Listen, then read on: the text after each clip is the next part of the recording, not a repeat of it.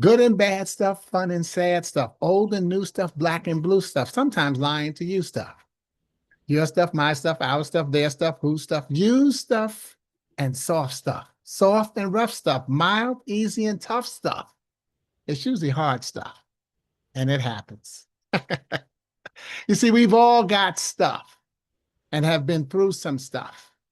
I'm talking about the STUFF, situations that unleash our focus and faith. Good evening, caretakers. That's how I introduced my speech from my book, Stuff Happens, back in 2012. The speech went on to encourage people to focus on your faith and believe that you can get through the toughest stuff. Here's how. First, you want to keep faith. Faith. Keep feeling as if there's hope. Know that the only thing you cannot do is give up. Everybody, please unmute yourselves right now. Everybody, please unmute yourself. And I want you to finish the faith cliche for me. Everybody, unmute. Okay? Finish this sentence for me. When one door closes. When one door closes. Another one opens. Okay.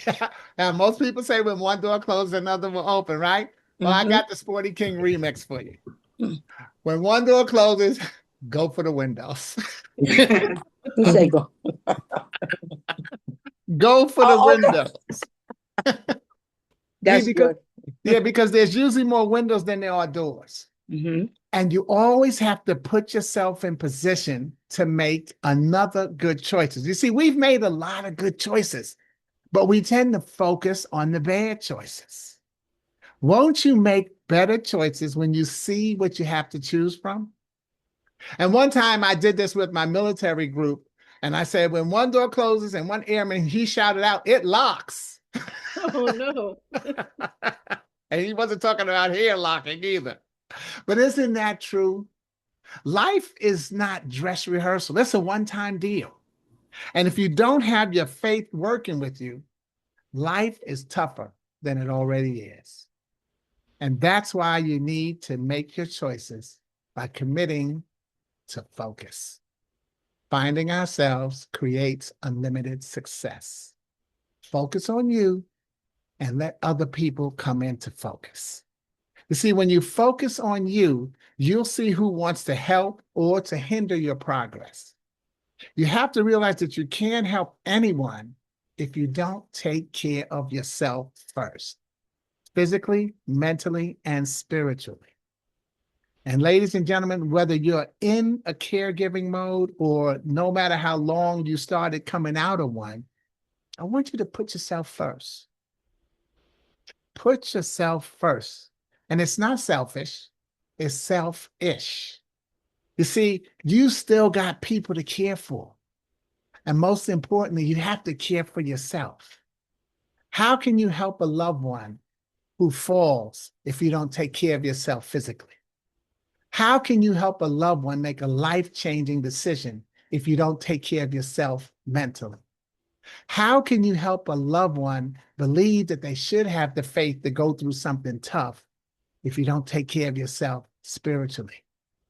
You have to take care of you first. So let's allow that to guide us into tonight's session, which I'll first add a focus of faith to Care Circles Tuesday by thanking you for living what I call Care Circles each day. And as I also do when I'm starting my weekly broadcast, I always like to start with what I call a guiding scripture. My guiding scripture tonight will be from John 11:35. Jesus wept. And that'll connect us to my topic of good grief. And okay, now I admit that the title echoes the famous philosopher Charlie Brown. Charlie Brown was created by Charles Monroe Sparky Schultz. And originally, Schultz named his strip Lil Folks. But when it became syndicated in 1950 by United Feature Syndicate, there was concern about possible copyright infringement with a cartoon called Little Folks by Tack Knight that had been published in the 1930s. So he changed the name to Peanuts, and the first Peanuts strip actually debuted on October 2nd, 1950 in 7 newspapers worldwide. Meanwhile, John 11 and 35 is the shortest verse in the King James Version of the Bible. In this verse, Jesus weeps while on his way to Lazarus's tomb to express sorrow for the pain of others, even though he knows that Lazarus will be resurrected. This verse actually reveals aspects of Jesus's human nature and his great care for the people that he came to save. It also gives believers permission to feel sad when a loved one passes away. One of my military family members is on tonight. Shout out to you, Chris. But when I speak with my military families, I make a point of saying to the caregivers who are staying home with the children, and notice I didn't say the mistake that a lot of people make, the mothers. No, the caregivers. Sometimes the woman is the one who's deploying. And so and sometimes the children are staying home with grandparents, aunts or uncle. So I always make the point to say to the caregivers who are staying back home with the children that they let the children see them cry if their emotions move them to do so. And not necessarily to burst out and holler. You have to say, wow, I'm having a tough time dealing with the fact that your mom or your dad is gone. Or even saying, you know what, I'm really missing your uncle and your aunt right now. 8 times out of 10, that child will leap at the chance to role play and reverse comfort them with, oh, it's going to be all right. And that's something that they learn to say because they heard it from the adults. Or they may even drop their shoulders as if they were holding on to their breath and say, me too. You see, children mimic and mirror adults. If you only show strength, you only teach strength. So using those same military kids as an example, they're responding to the deployment according to how they see their adults handling the separation. They may be trying not to add their stress and bring the adults down or make them seem weak. And that's why I make my illustration include dropping their shoulders, because I want to show the body language of how they hold in their pain and get the relief of finally letting it go. Yeah, me too. Children, like each of us, need to learn how to exercise all of their emotions. And you have to understand that no emotion is wrong. It's how we deal with it that is a result of how we choose to see it. So let's first look at Jesus's reaction and reminder that WEPT, we experience pain and trauma. And this formula will be my breakdown of the word grief. Now, you'll get a copy of some of my slides when Teresa sends them, but you can feel free to take notes and see how your notes cross-reference with what was said. So feel free also to comment, question, or share a short testimony on any of the points made along the way. I'll also give you some spots where I'll actually ask you to give me your comments. So where else would we start? Oh, we want to say, first of all, look at that philosophy. We only live once, Snoopy. Wrong. We only die once. We live every day. And that's the mindset we need to have. So let's talk about grief. And where else would you start but from the one who created the beginning? My favorite Bible is one I read. It's called the Touchpoint Living Bible. And it has modern day analogies called touch points to help scripture easier to understand. Now, Genesis 22:5 is now a part of my everyday meditation. Here it is. Oops, I lost. Okay, here it is. Stay here with the donkey, Abraham told the young man. The boy and I will travel a little farther. We will worship there and then we will come right back. And the touch point for Genesis 22:5 is testing. Testing. Who can fathom being asked to sacrifice one's own child? How can such a thing be required by a compassionate God of love? Through Abraham, God wanted to create a people of obedience and faith. Abraham, as the leader of this people, needed to know he could trust God absolutely, even when obedience threatened to exact an unspeakable cost. God's purpose was not to take Isaac from Abraham, but to test and strengthen Abraham's faith. Abraham learned that day that God can be trusted. Have you learned to trust God with your life, your treasures, your future, your obedience? Testing is one of the scriptures that I chose. I'm sorry, Genesis 22:5 is one of the scriptures I chose when my mother first went in the hospital in November 2006. I prayed it because of that last sentence that you see on your screen. We will worship there, and then we will come right back. Now, she did come home in January 2007, yet only as God's gift to her to grant her her final wish that she die at home. And that's what testing is all about. Recognize that you have to trust God absolutely as you're dealing with grief. The R in grief is for reward. One of the first things that came to my mind when my mother died was that she would no longer cook one of my favorite foods. And not that I equate my mother's life to a meal, but I love okra and tomato sauce over rice. So what I decided to do was I decided to make it. Now, it's never come out the same way she made it. And I've been cooking it for over 18 years now.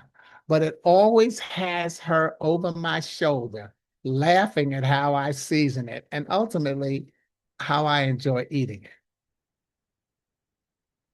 Find ways to acknowledge and celebrate yourself as you get better at dealing with your grief. I give myself a smile, even if it comes with tears. And I want to stop right here and ask you to pipe in. What are some things you do to reward yourself? What are some things that you find, ways you find to acknowledge and celebrate yourself as you get better at dealing with your loss? Let's hear about a couple of them.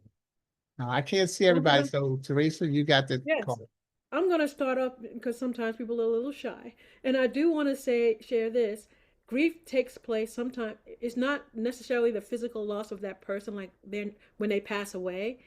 You can grieve throughout your caregiving journey. I remember when my husband was no longer able to drive, and how traumatic that was for him, and that also stirred up those feelings of grief.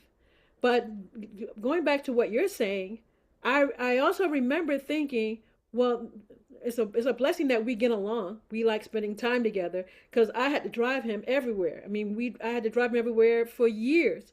But thank God we had a car that could drive. Thank God I was physically able to do it, so I could take care of our needs. And so even though it was difficult, and he never accepted the fact that he could no longer drive, even though he hadn't driven in maybe 10 years, there is still something you can thank God for, even during that time. So does anybody else have anything? You don't have to raise your hand, just unmute yourself and you can share. And if not, then Sporty can continue. Well, I see somebody's ready to say something. Take a breath. How do you celebrate yourself? I see someone say planning to take on a new hobby. Okay. And someone else said gratitude. So gratitude. Mm-hmm. Painting. Yeah, and see, gratitude. By the way, with gratitude, what I want to add to you, put signs in your house that have words on them. See, pictures, a lot of times we have pictures in our houses, but pictures are subjective. When you put signs, emotional, affirmations on the walls. I have the different sign in each of my rooms. So as I walk through different parts of my house, I get to see what I believe. So that may be a good thing for you to do as well. So, and it doesn't have, P.S. by the way, this does not have to do with necessarily with grief. I have signs that, one of my signs on my wall, it says, I will have virtual, I wrote this one when the pandemic started. It says, I will have virtual audiences. I will fill these seats. I will have the same energy, and I will reach myself. And see, so what I did, I have that in 4 of my rooms. So I have it in my office, I have it at my door for when I'm walking out my house, I have it in my kitchen, and I have it in says I will have virtual audiences. Yeah, well, we went to Zoom. So a little bit of the personal touch it can be lost if we don't commit ourselves to making it work. I will fill these seats. I still have to tell myself that whether there are 2 people or 2,000 people in the audiences, I have to have the same energy, which is the next one. I will have the same energy. And then my last one, which is somebody challenged me on, and I said, I will reach myself. And it goes back to what I said about focus, about putting yourself first.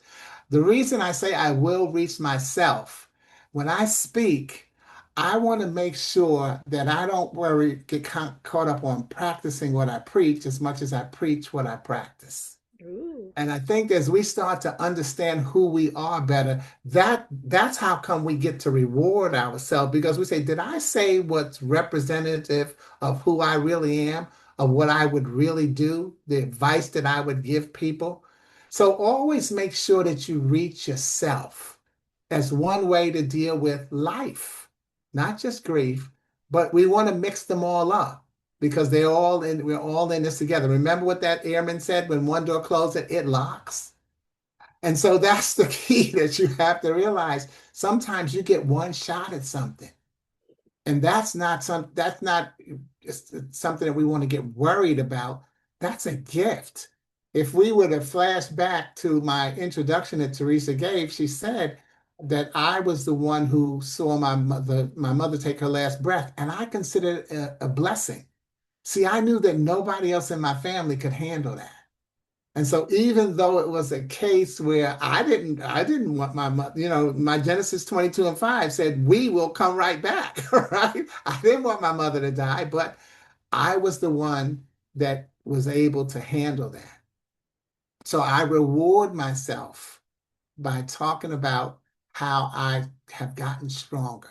What can you do to keep reminding yourself and to reward yourself with how much you've gotten stronger?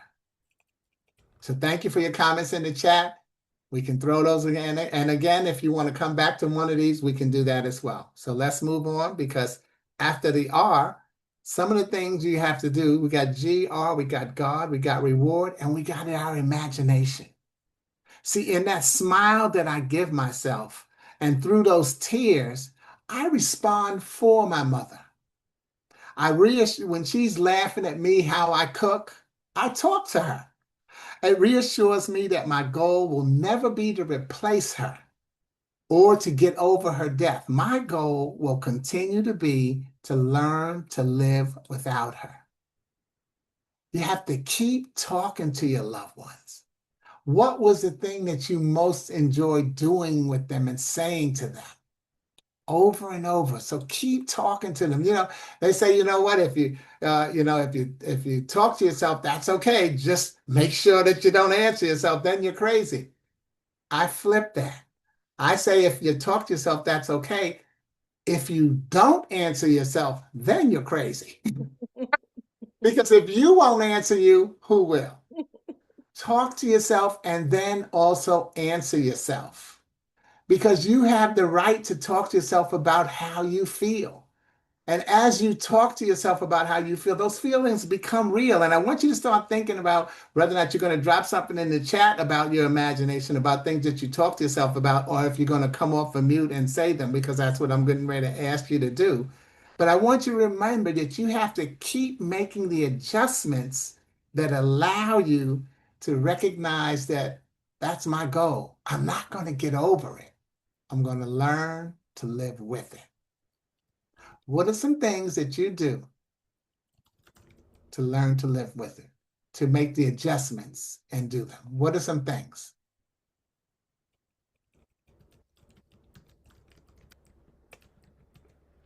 I'll speak. My name is Chanel. I take nature walks. I love walking. That got me through the pandemic when I lost my father. And currently I'm a caregiver. So I just need a mental break and I just get a Starbucks drink. And as you're walking, are you talking to her? Well, with my father, yes, What, yes, him? yes, Okay. I did, yes. Uh-huh. Oh, cool. My name is Brenda, and one of the things I do is when I'm doing something that relates to one of my family members or friends that passed, I say, hey, thank you for teaching me this, particularly my nephew for traveling and my past sister-in-law who taught I learned a lot about cooking, especially okra and tomatoes combined with what my grandmother did. So I Hello. created my own from that. But I thank them for what they gave me while they were here. And when I remember those things, it's exciting and I smile. Thank you. Oh, I'm so glad to hear that you like my okra too. Absolutely. Love it. A lot of people complain about okra. It's, oh, it's too slimy, but that has nothing to do with it. Plus, I say you don't know how to cook it. That's all. Yeah, if you know how to cook it right, it won't be slimy. Absolutely. Okra, tomato, Absolutely. and corn. That's the jam right there. Yes. Hey, wait, learn how to cook it like a bachelor. Buy it frozen. You ain't got to worry about cutting it up. Oh, no. Fresh is all the way to go. It is always best, but Okay, well, we're going to have to freeze dry and have you mail me some. Joy, you unmuted. You're going to say something?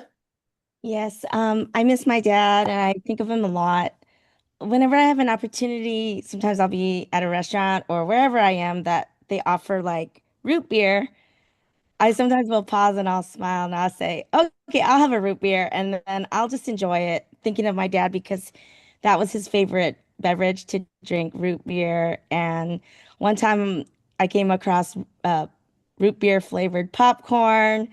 And I thought, oh, I'm gonna get that because I love popcorn and he loves root beer. And that put a big smile on my face. And one really cool synchronicity, I don't know why, but this happened. But when I pulled the bag of root beer popcorn from the shelf, you know the how at the end of the store when you're about to purchase your items and there's like impulse items, right? You just buy. So I bought the root beer flavored popcorn and behind that bag was a birthday card. And I was just like, what? Why is there a birthday card? And um, Wow. yeah, and I was thinking about my dad's birthday while I was in line. So I bought the card. And the reason I bought the card is because the card actually had rainbow colored balloons. And at his celebration of life, I did put those kind of balloons. So I don't know. Maybe there was an angel who put that card there behind that root beer flavored popcorn, but I will never forget that. And like while there's tears flowing from my eyes right now, there's like a smile in my heart because I felt like some connection to my dad in that moment when I bought that root beer flavored popcorn and saw that birthday card. So, yeah. for sharing that, Joy. Thank What's you. that? I said thank you for sharing that, Joy. Yeah, it was And you so know, that's sweet. so funny. You talk about synchronicity, things with root beer. When I lived in Chicago, I coached community league basketball, and we had a night game when I was coaching high school with the two best teams, my team and this other team. We were the best rivals. Well, we said, okay, look, we're gonna have the game after the game. We're gonna get together and have a beer. And so we Uh, bought a cooler with root beer. uh, yeah, I mean, root beer means something to me because my dad, brought us up. He was always say, don't drink alcohol. Not that you can't have, like a drink at New Year's Eve or anything. He wasn't like that, like strict, but he just discouraged us from like making alcohol like a regular thing And so he always said, let's just drink root beer. And it was still beer, but it was root beer. You know Right. what I mean? So I don't know. I appreciate those things of my dad. He really tried hard to, you know, raise five kids along with my mom with like good values. And so I appreciate my dad a lot. I miss him a lot. I really do. So, Yep. And Anthony, we're getting ready to come to you, but Joy, I want to ask you something. uh, And share with everybody. Do you, and you don't need to answer, but think about it. Do you remember that first time where you spoke about your loved one in the past tense? See, that's, he tried versus he tries. I remember the first time I spoke about my mother in the past tense, and I actually wasn't planning on talking about it. I was speaking to my audience and something, and the example was good, and I spoke about it, and I heard myself speak about it in the past tense, and I had to catch myself. oh, well, what I mean is like when he was raising my brothers and sister, like, because I'm the youngest of five. Uh-huh. And I know like my dad had like times of telling us like what's good and bad and what's right and wrong and things like that. So what I mean is like they did both my parents made an effort. So I don't know what you're trying to tell me. No, Like, are you? I wasn't telling you anything. I was just loving it. I'm saying to everybody, maybe that there's a good thought that we could all have. Think about the first time you spoke about them in the past tense. You don't have to, you may not know the exact date, but Oh yeah, that's another feeling. Remember, I'm saying no emotion is wrong. right, So that is something that just like when you start to tell the story, you kind of choked up because you start thinking about it. So those are things that you pull yourself through. right. So yeah, and so and again, the synchronicity, the root beer gave me another thought. Uh-huh. The first time hearing, so all of these things that that umbrella saying that we all hear, you're not alone. Yes, Sometimes that's what we need to be reminded of, and right, it doesn't have to be on the same topic. It right. just has to be what that thought was that sparked and took somebody somewhere else. Right. Like it yeah, I know what you mean. Like in conversation, somebody will say something that will remind you of something. Yeah, I got it. Yeah. All right, Joy. Thanks. Well, Anthony? Thank Hey, you. hey, Sporty. Thank you so much for this. Can you repeat the question? Because I want to make sure my thought is on point with what you ask us of us. Well, two things. One, I'll repeat it, but it'll be on point whatever you decide to answer. But what the slide up there in your imagination, what adjustments have you made? Or if you want to go back to when we were talking about rewarding ourselves, because Joy kind of made a combination there. Yeah. How do you reward yourself and celebrate how you continue to make it through? Okay. I use music. Well, Anthony was getting ready to answer that. And Okay, go ahead. who was that? Barbara, you in the on deck circle. So I was going to share one that I'm a slow learner, and one of the things that I'm continue to work on as I care for my wife is giving up the desire to be right. Mm, Because a lot of times that sparks conflict.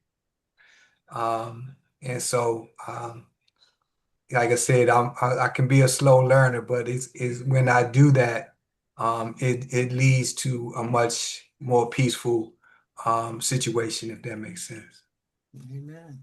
Yeah, giving up. So Yeah, that yeah, makes things better for me in the yeah. process.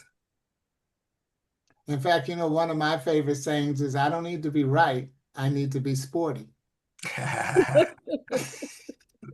Okay. And when we focus again, so again it goes to that's see why I use stuff focus and faith. See, once we focus on who we are, then you start to see how with like you say with your pulling back from needing to be right, you're starting to you see how that helps your wife, and then how it helps your relationship of wanting to help her. Everything starts within us. So yeah, I love it. Thank you. Barbara? I use music to connect, especially um, with situations, whether it's present, like I care for my husband, in the past was like, parents, and the music kind of sometimes from my parents in the past, like there was a song that played the day after my mom died. I heard it like on the radio or somewhere on media. We had Sirius XM, so I may have heard it there. I'm not sure. If you've heard the song Eastern Gate, just inside the Eastern Gate, I'll meet you in the morning. And that song was playing playing the morning after my mom died. And so recently it's been coming through my YouTube feed, the Eastern Gate. So I'm playing that. And then another song that I use and hang on to a lot is Sheltered in the Arms of God. And in fact, it's got tears in my eyes right now. Yeah. I constantly play music, and it kind of helps me get me through things, whether it's grief of a loss of a loved one. It also helped me when I was changing churches at one time years ago. Music, it just helps me, I guess, with my grief, and also even things that are not even grief, but it just helps me get through struggles of life. Yeah. And see, that's even a great point there because I didn't want to misguide where we're going. Grief is something that it doesn't require the loss of a loved one. We grieve even while we're with people, while we're still here. And so we're always managing and handling that grief, which is why imagination is important. You have to really put yourself in position to deal with what you're dealing with. You know, what's funny, I think about too is music. I guess some of us are old enough, but there's a song that I know that's called I'll Always Love My Mama by the Intruders. And so this generation has never heard that song. And I listen to it almost at least once a week, not on purpose. Like you say, Barbara, it just pops up. And so I always love my mama. She's my favorite girl. And as I listen to it, I laugh because there's a line in there that said, how mama used to clean somebody else's house just to buy me a new pair of shoes. And so when I hear that, I say, wow, you know what? My mother did actually do that. She did clean, had a part-time job on the weekends cleaning houses. And so when you think about those words to the songs, and like Barbara, is there specific words? Meet me at the East Gate. You kind of see, that you're walking toward it and you're going to meet your mother there, kind of thing. Is that what goes on? Well, I think meeting you in the Eastern Gate, it's like somebody has died, and they're going to heaven, Yeah. and meet me at the Eastern Gate. I guess it's meaning, from what I'm taking, what it means is meeting you at the Eastern Gate of heaven. I'm not physically meeting her at heaven, but I guess I felt like when I heard that song that day, but the day after she died. I mean, and it'll be 17 years come this summer, or come June. It wasn't quite summer; it was almost summer. But it gave me an assurance to meet me at the Eastern Gate. That gave me the assurance that she was walking into the gates of heaven. Chanel? Yes, I had a similar experience. So during my father's home or celebration of life, one of the songs I played was "I Can Only Imagine," and so which is about you can imagine your loved one in heaven and what they're experiencing when they get to the pearly gates. And so literally I would hear that song. Initially it made me cry every time I heard it afterwards. And I would eventually play it because I could just imagine him being there. And because he had dementia that what is now in his right mind. And it gave me so peace. So eventually the cries became a smile. The song doesn't make me cry in my eye, I just smile. I look at the sky and imagine what he is there and he's looking down and saying, "Hey baby girl, I got you." So that was a moment for me. Great, thank you. Do you say Sherelle or Cheryl? Cheryl Parnell? Yeah, Cheryl Parnell. I'm gonna turn my camera on. So I apologize because I was on my computer and I couldn't get on. So now I'm on. But I was listening to everybody's remarks, and the imagination and talking with my mom was one of the things that we did each and every day. I lost my mom in 2020 through COVID. through the pandemic. And so those times, like spending time with her, her telling me things like, don't you ever put me in an old folks home, you promised me. And I did make that commitment to my mother that I would take care of her until she closed her eyes, and that's exactly what I did. And the fabulous thing that I loved about me and my mom relationship is we used to dress alike. We dressed in the same colors. Our hair was laid and slayed to the side. We always she loved dancing and she loved church. And so I was thinking about just a day when we were in here and she told me, you can't dress better than me. I said, I sure can't, Mama. And I thought about that song that you said, I will always love my mama. And so that's what I wanted to share tonight. Grief is not easy. It's been 5 years, and I still go through meltdowns, even though I'm in therapy.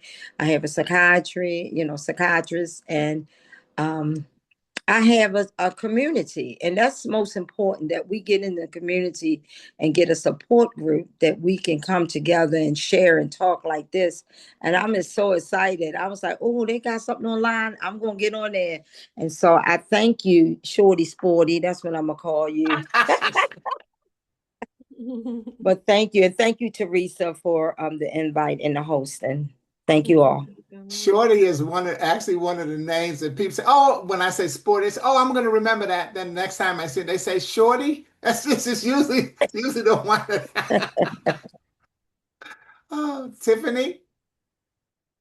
Hi, good evening, everyone. So one of the things that helped me to get through was a couple different things. My mom was a big holiday person, very family oriented and fun, like the life of the party. Very jovial kind of person. And so literally the first maybe year or two when she after she passed away, it's like I stopped participating in any holiday party or anything. Like my mom literally, she would decorate the home and invite people over and do all these fun things. And I stopped doing it, but then I realized almost like I heard her like, Tiffany, you got to get up and you got to carry it on.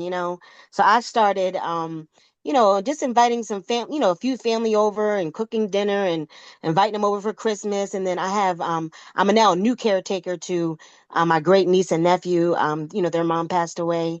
And so I try to, carry some of those traditions over. I'm decorating the house with them and, doing fun and turning the music on and just kind of getting everybody together to carry that tradition on. And then the second thing is her and our birthdays were always a day apart from each other. She's February 6th and I'm February 7th. And for years and almost my entire life, we always celebrated together. And that was another thing that I had stopped, after she passed away. But then I could hear her like, nope, you got to, continue on. So, I started, having my own little birthday parties. I might say, hey, everybody meet me at a restaurant and I'll treat everybody. But it's like, I'm just like, I still do that for myself and then in remembrance of, her. So that's helped me, to adjust and to heal some. And the word that both of you used, and I think that most of us use, and I want us to be conscious of it, is the word through. Mm-hmm. Through is a self-fulfilling prophecy. I'm going through. See, think about when you say, I'm going through something right now. Yes, it's a self-fulfilling prophecy. Give yourself credit for seeing that you're not at the end. You're just having a different experience. Yes. Excellent. Anybody else before I move on to the next slide? Okay, so we got G.R.I. And we've got really kind of what we've been talking about with the E, and that is empathy. Everybody's got to have empathy. You have to count each day, each week, each hour, each moment. Recognize that the healing process is self-paced, okay? And it's laced with question marks because you're going to keep questioning yourself about how am I doing? Is this okay? What did I mess up? What could I do? What could I have done more of? I have a friend, one of my homeboys, he had posted on Facebook that it had been, end quote, he had 32 days since his mother had died, and I'm missing you so much. And I responded on his post, and you're doing the right thing by counting each day, each week, each hour, each moment. The healing process is self-paced and laced with question marks. And so he sent me a like, but more importantly, knowing him, he took a moment to reflect and breathe. You see, so often people send their condolences wishing for a speedy recovery. It's like just like the grief cliche, when one door closes, another will open. Oh, I'm wishing you a speedy recovery to a loss or even to just pain. And I believe that sometimes this is sent as a reflex cliche that one tends to use to encourage the grieving person to trust that they will get through the challenge. Though sincere and well meaning, I challenge you to take that moment to reflect and accept that a speedy recovery is not always a cure, nor is it measurable. You see, when my mother died, I was 52 years old. My youngest brother was 36. So, who should recover faster? Someone who had a mother for 52 years, or someone who would never know what it's like to have a mother for 37? There's a lot of questions. And I will tell you that that's how I talked myself through the pain to get her affairs handled. And I placed myself as the rock for the family to allow them to pause in disbelief. And I didn't have my mother's funeral actually until 2 months later, while I was listening to the obituary of a friend's mother at her funeral. And then over the last 18 years since her funeral, we've had memorial celebrations, we've had cemetery visits, moments of silence, and then my favorite, we have random days of the year where we group text one another, quoting memories, jokes, and history about her as mother, grandmother, aunt, sister, wife, friend, neighbor, activist, counselor, philosopher, always texting about something that she was a part of our life. And just to remind ourselves, the healing process is self-paced and laced with question marks. And like I said, the funny part when we do those texts is just like I think it was let me see, Tiffany that said things that her mother was saying? See, that's what we would put in the text, those crazy things that she say, child, get out of here with your crazy self. Or like Cheryl said, you can't outdress me. See, that's the type of thing we would put in the text thread, just quoting things that she said to different people, because she said them, according to what your age was, and it made you realize everybody had a personal relationship with her. And then one of her slick moves, by the way, in her old age, even before she got too old, she never called people by their name. Her name for everybody was darling. Hey, darling, how you doing? That way she didn't have to remember any names because we grew up in the projects, right? There's a lot of people. So she said, hey, darling, how you doing? Hey, darling. So we would laugh about things like that and put that in the thread as well, just to have a good laugh about it. Okay. So empathy. Empathy is really, really important. And it goes back to what we talked about, the emotions. No emotion is wrong. What we decide to do with them makes all the difference in the world. And so this final letter is faith. And I'll first share an inspiration that I found online years ago. It's called That's What I Do. Death was walking toward a city one morning, and a man asked, what are you going to do? Well, I'm going to take 100 people, Death replied. The man said, that's horrible. And then Death said, well, that's the way it is. That's what I do. So the man hurried to warn everyone he could about Death's plan. And as evening fell, he met Death again. You told me you were going to take 100 people, the man said. Why did 1,000 die? Death said, hey, I kept my word. I only took 100 people. Worry took the rest. You see, worry is and always will be a fatal disease of the heart. for its beginning signals the end of faith. Worry intrudes on God's compassionate ability to provide.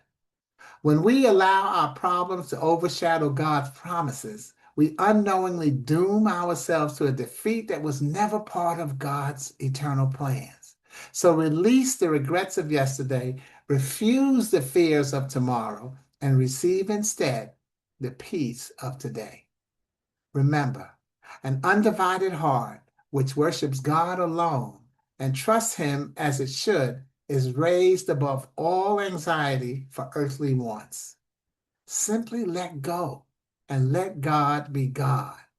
Live this and be eternally blessed. And so the same as with reward, I give faith.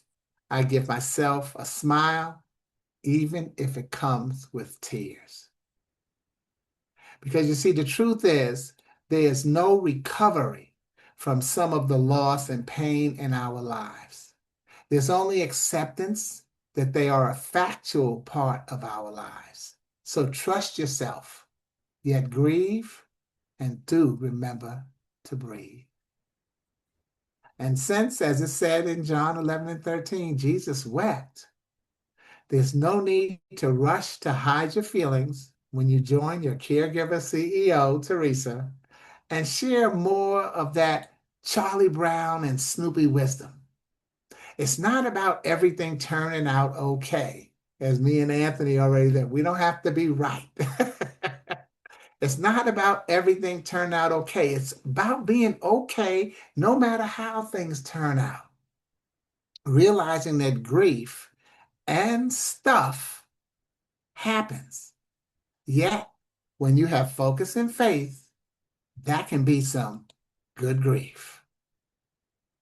Good and bad stuff, fun and sad stuff, old and new stuff, black and blue stuff, sometimes lying to you stuff. Your stuff, my stuff, our stuff, their stuff, whose stuff and whose stuff. Soft and rough stuff, mild, easy, and tough stuff is usually hard stuff. And it happens. Situations that unleash our focus and faith and bless us with good grief. God's rewards, imagination, empathy, and faith. Thank you.